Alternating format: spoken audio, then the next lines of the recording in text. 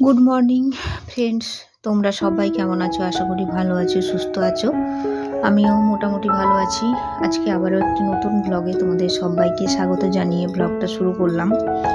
সকাল 6টা 6:30 নাগাদ ঘুম থেকে উঠেছি। ঘুম থেকে উঠে একটু বসেই ছিলাম, দিয়ে 7টা থেকে ব্লগটা শুরু করলাম। তো প্রথমে ফ্রেশ ট্রেশ হয়ে নিলাম। ফ্রেশ ট্রেশ হয়ে নিয়ে ঘরটা ঝাঁট দিতে চলে এলাম। আর আমার হাজব্যান্ড এখনও ঘুম থেকে ওঠেনি, তার উঠতে একটু দেরি হবে। তো আমি কাজগুলো করে নিই, তারপরে সে উঠবে। আর ঘুম একবার ভেঙেছিল মাঝরাতে, সেটা হচ্ছে ভোর 5টার সময়। দিয়ে আবার এসে ঘুমিয়ে যাওয়ার জন্য একটু দেরি হয়ে গেল উঠতে।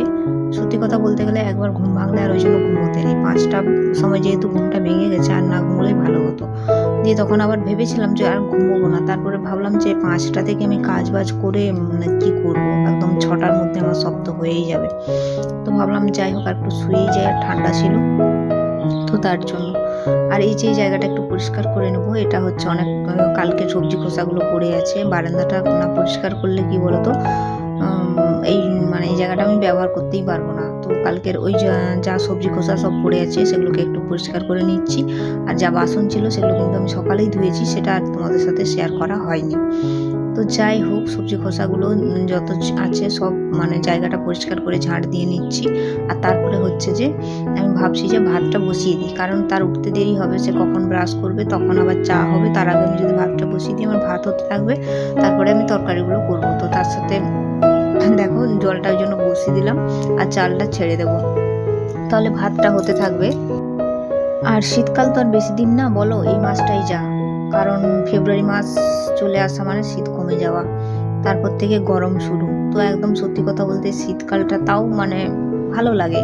সকাল বিকাল কাজ করা যায় ঢাকা নিয়ে, বিশেষ করে 2-3টে সোয়েটার পরে, মোটা সোয়েটার পরে কাজটা করা যায়, বেরোনো যায় রাস্তাঘাটে, দোকান বাজারে, বা এমনি কোনো কাজ থাকলে এখানে সেখানে যাওয়ার থাকলে বেরোনো যায়। কিন্তু বিশ্বাস করো গরমকালটা খুবই অসুবিধা। একদম সকাল 6:30 7টা থেকে একদম তীব্র প্রখর রোদের তাপ থাকবে। মনে হবে যেন সকাল 11টা 12টা বেজে গেছে। তো শুরু হবে সেই দিন। মনটা একদম ভালো নেই, এত গরমের মধ্যে কাজ করতে হয় আমাকে এই জায়গাটা। তো মনে হচ্ছে যেন শীতকাল আরও 1 মাস 2 মাস থেকে যাক, কিন্তু কিছু করার নেই। সময় তো দাঁড়াবে না কারোর জন্য, চলতেই থাকবে। তো আমার মতো কার কার শীতকালটা ভালো লাগে একটু কমেন্টে জানিও। গরমকালটা না খুবই কষ্ট, কাজ করে ঘেমে ঘেমে যাওয়া শুধু সব সময় গরমে অস্বস্তি লাগতে থাকে।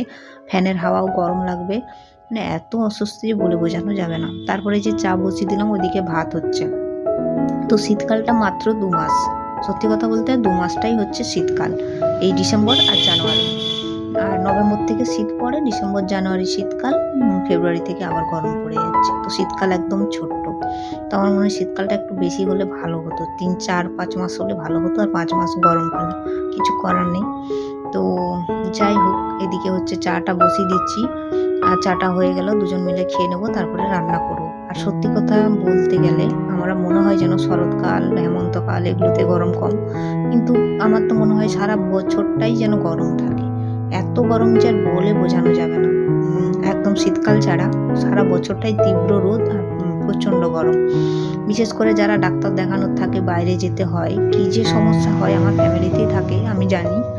তো এই গরমে কলকাতা যাওয়া আসা প্রচণ্ড সমস্যা। মনে হয় ওই সময় ডেট না পড়লেই ভালো।